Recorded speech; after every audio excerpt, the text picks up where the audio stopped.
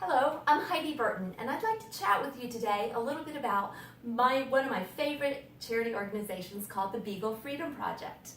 I became involved with the Beagle Freedom Project when I saw in the news that they were doing a rescue of laboratory beagles from Spain, and they liberated 71 beagles and were flying 40 into Los Angeles. They were looking for adopters and foster homes for these dogs, and I decided to apply and was selected to adopt one of the dogs. I learned a lot about animal testing that I didn't know prior to this time, and that was that right now in the United States there's approximately 70,000 dogs in laboratories that are being used for a variety of testing. They're used for cosmetic testing, for medical testing, and household chemicals. I was so surprised because I had no idea we still did that in this country. In fact, the entire European Union, several countries in South America, even Turkey and India have banned animal testing for cosmetics. So we're still doing it here in the United States, and that was very upsetting to me. The life of these laboratory beagles is just horrible. They're purpose-bred, which means they're not pets, but they're products. And they start as infants. The beagles are bred inside a warehouse, and then the babies are separated from their mother and put into a cage so they're not contaminated. And from that point, those dogs spend their entire life in a cage. When I got my Willie, I discovered that he didn't know how to run. Because he'd spent 5 years in a cage, he didn't know how to use his back legs. He didn't know how to run, he didn't know how to jump. He had never stepped on a variety of textures and surfaces, including grass, cement. His whole life he'd spent inside a cage, and the grill of the cage was all that his paws had ever experienced. When I first got him, he would approach me, and every time he did, he would give me his paw.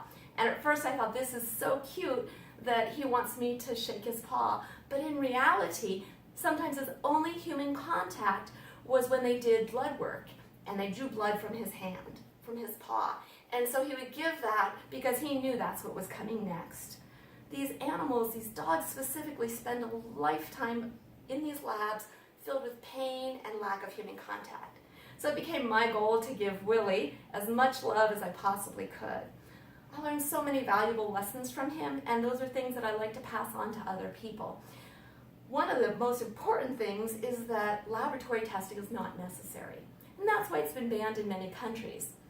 We've been so ingrained in our society that we have to test on animals, when in reality we've proven again and again that that's not an effective way to even test drugs. Drugs work on the microcellular level, and what we've discovered is our genetic differences are on the microcellular level. So when they do laboratory testing on dogs, there's such a high rate of failure among those drugs. In fact, 90% of drugs that are tested on animals fail in human trials after they've passed animal trials. And then furthermore, there's only 10% that then succeed when they actually take them out into the world. So it ends up being a very small percentage of drugs that had a positive result on animals that also had a positive result on humans. One of the classic examples is penicillin. We originally tested penicillin on rabbits, and it had no effect. So the creator of the penicillin left it in the lab for a couple of years. He's like, no, I'm sure it works. So then he gave it to guinea pigs, and they died. And again, he shelved the project, and he just knew in his head that penicillin would be effective against bacteria in human beings. Finally, he just tested it on humans, and it was successful. So that's just one example. So how do they do the testing? One of the things that they do is, for cosmetics, they cut their skin, they put it in their eyes, they do all sorts of traumatic things to these animals.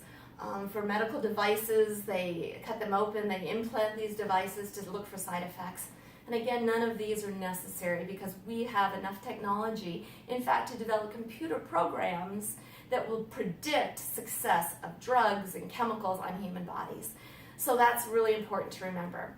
So my message to you is, think about the products that you use.